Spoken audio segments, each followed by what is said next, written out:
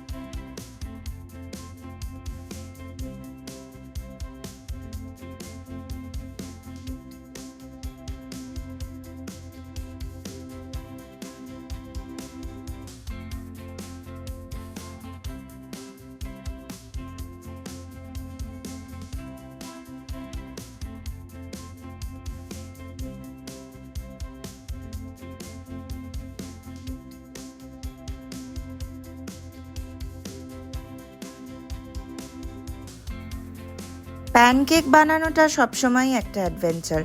সবসময় মনে হয় ফ্লিপ করতে গেলেই যদি একটা গোলমাল হয়, কিন্তু সারপ্রাইজিংলি আজ প্যানকেকগুলো কোনো রকম মিসবিহেভ করেনি, সুন্দরভাবেই হয়ে গেল। Thank god.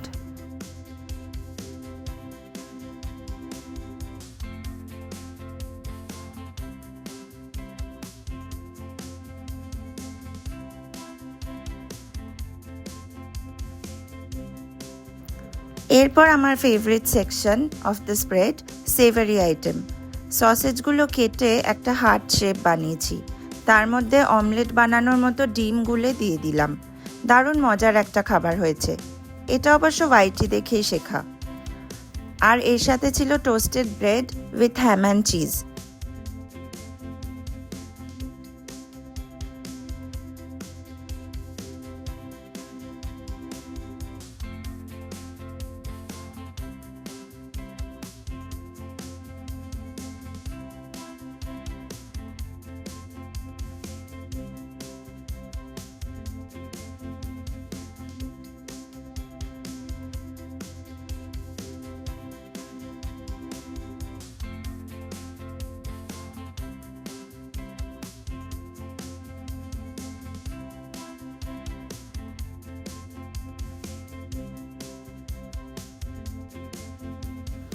আর রেখেছিলাম কর্নফ্লেক্স অ্যান্ড মিল্ক, তার সাথে একটা ফ্রেশ ফ্রুটসের platter to complete the spread.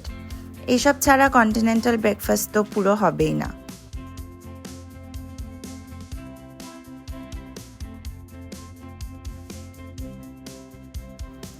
তারপর বানালাম গ্রানোলা কাপস। এটা একটা হেলদি অপশন, মিষ্টি খাওয়ার স্বাস্থ্যকর এক্সকিউজ। কলা, ওটস আর মধু দিয়ে বানানো।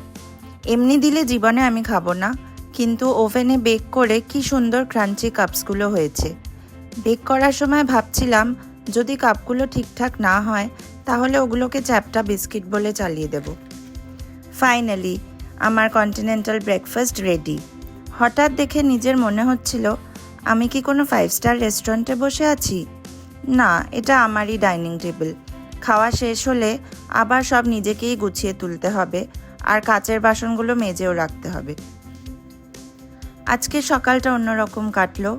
নিজের জন্য সময় দেওয়া, রান্না করা, টেবিল সাজানো, সব মিলিয়ে খুব ভালো কাটলো। তোমাদেরও বলবো, সুযোগ পেলেই এমন একটা ব্রেকফাস্ট প্ল্যান করো। জীবনের ছোট আনন্দগুলো আমাদের দিনটাকে সুন্দর করে তোলে। দেখা হবে পরের ভিডিওতে।